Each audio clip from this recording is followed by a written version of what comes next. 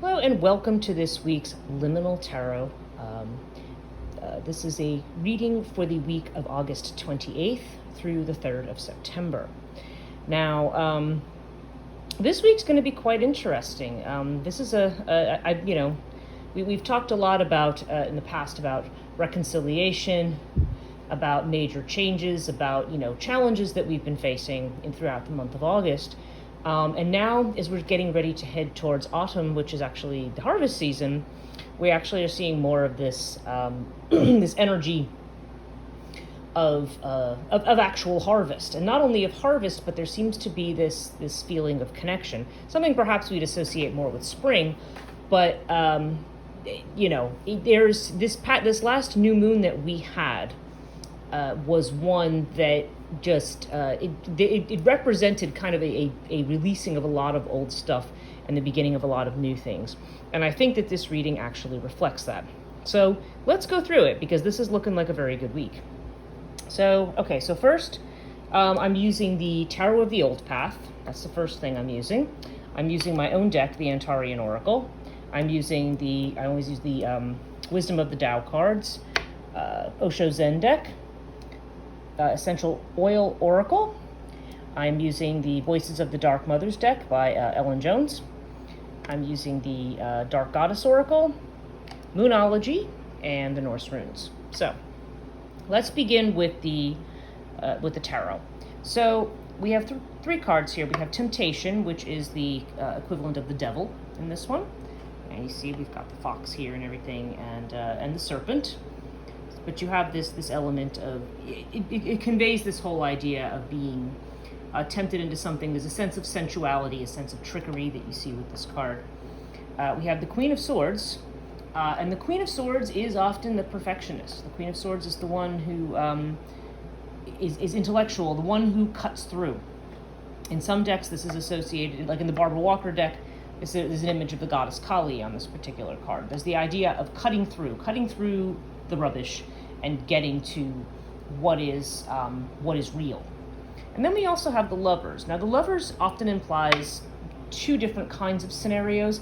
The Lovers can have to do with actual love or actual connection, but the Lovers can also have to do with making choices. So let's see what the rest of our reading says to see which way we think this might be going.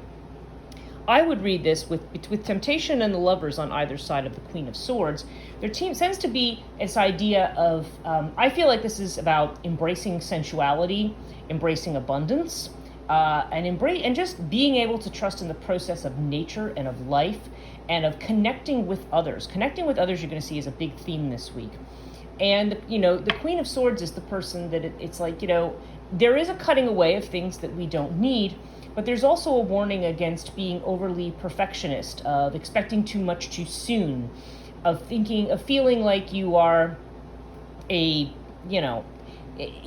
feeling that things have to be a certain way or they're not right. Okay, so there's a certain amount of, yes, you want to let go of old attitudes and behaviors that don't serve, but you also want to take some time to not only enjoy the abundance of life, but the abundance of, connecting with others, whether that be in an actual love situation or whether that be something else. Now, it's funny because this comes up, and then the connection card is quite similar in its inflection.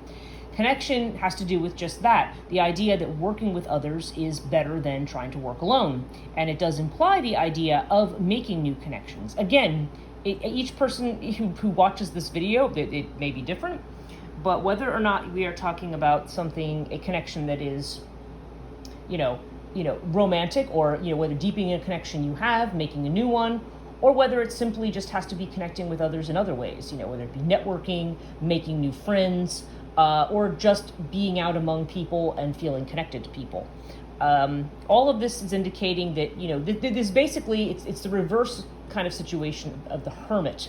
Ironically enough, because we're in Virgo season and Hermit is the card of Virgo. This is not about beating a retreat. This is about being out there. Now we have the Master card here for the Osho Zen. Now the Master card is very similar to the Guidance card in some ways, in that it has to do with somebody who is the Master is the guru, okay? The Master is the one who is working behind the scenes and showing you where to go. So if you are not somebody who has an actual guru, then the master card would either be pointing to an individual who is able to provide guidance, or it may suggest that you are being guided in some fashion in the background.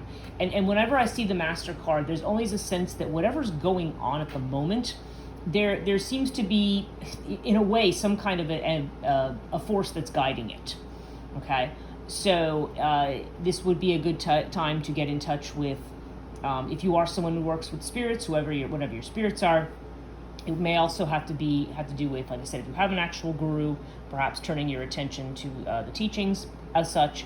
And if you don't, then it would just be about, learning to trust your inner guidance and your inner master, as it were.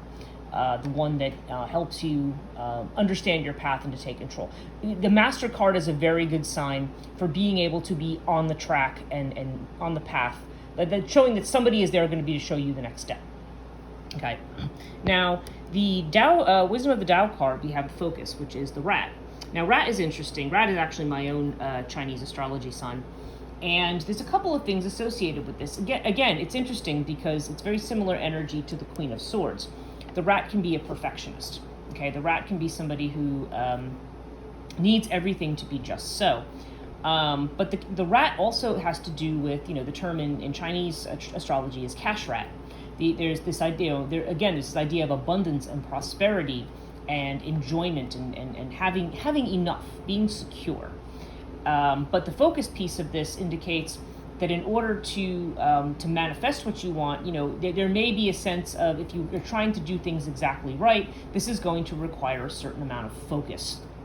So we may have many options this week, and we may want to be able to hone in and say, okay, what is it we actually need to achieve right now, and let's focus just on that. So there's definitely a sense that, this is a great omen for abundance, prosperity, but also recommends that you immerse yourself totally in whatever it is you're doing right now.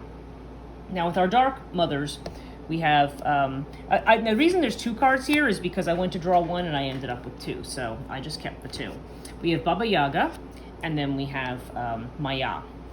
And now the Baba Yaga card implies there's we know the story of Baba Yaga. It's, those who behave in an honest and authentic manner when they encounter Baba Yaga the witch in the forest are rewarded, whereas those who are selfish, self-centered, and grasping end up with nothing, or end up with something very unpleasant. The girl who is obedient in the Baba Yaga story ends up being able to bring gold coins out of her mouth.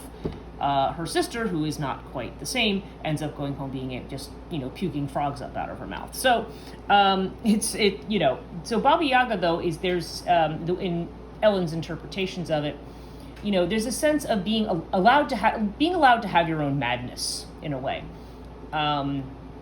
Being allowed to get into your own power and have your own madness, your own witchiness, your own madness, not falling into this pattern of not feeling like you have to do things to please others. That you've already have the background of being able to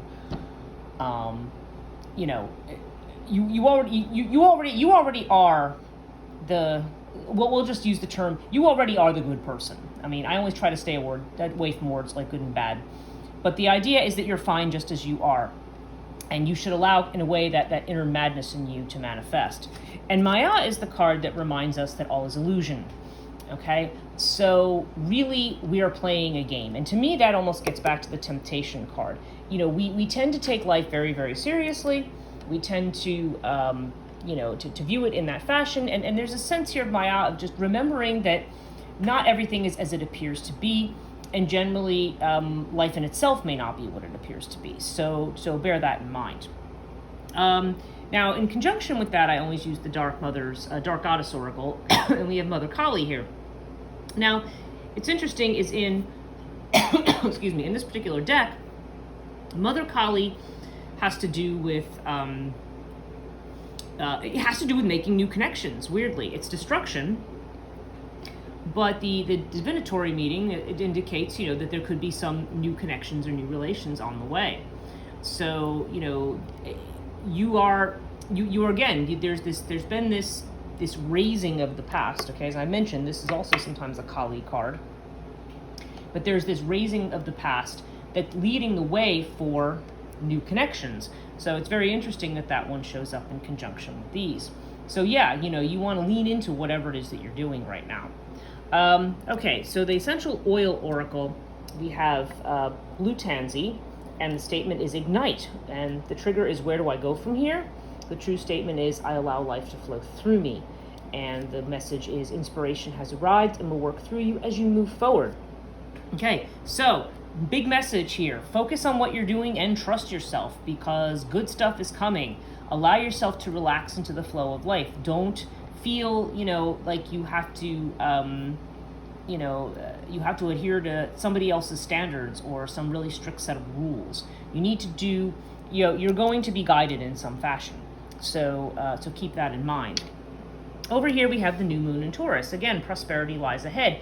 And this is a card that frequently shows up when people are in doubt about their own personal security, whether it be financial or otherwise. This is assuring you that, you're on the track, like do the work. So there's a very great similarity between that card and this one. Focus on, Taurus is always full of practicality, but it's also about sensuality, and it's also about, being here and enjoying the things that you have. But there's new beginnings here. It's the new moon in Taurus. So there's a chance for for you to be able to do new things. You just need to pull your energies together and lay out the groundwork for manifesting. And I feel, given the tone of the rest of this reading, this usually involves either being involved with others or working with others. And again, of course, in sharing with others in ways that are not just about work either. And finally, we have the Norse rune of Fehu. And that also supports all of this, because Fehu is the rune of abundance. This is the rune of having enough, of being blessed with prosperity and being blessed with, gifts and possessions and things. It's not so much the rune of gifts, but it's about, feeling satisfied, like you have enough. And, so all of this is pointing to a coming abundance, a need to trust in yourself and to trust in your authenticity and your own madness, as it were, to understand that there's something internal to you, or, some kind of process that's driving you. So you want to be focused. You want to be, confident in the steps that you're taking. And you also want to make sure you not only enjoy life, but there does seem to be this sense of connection. So, again, for some people, this could mean that you are going to connect with somebody. It could be romantically connecting with somebody. But there also are a lot of other kinds of connections as well. So those connections are important. So if you've been kind of staying in the background, perhaps this is a time to put yourself forward. That's it for this week. We'll see you next week.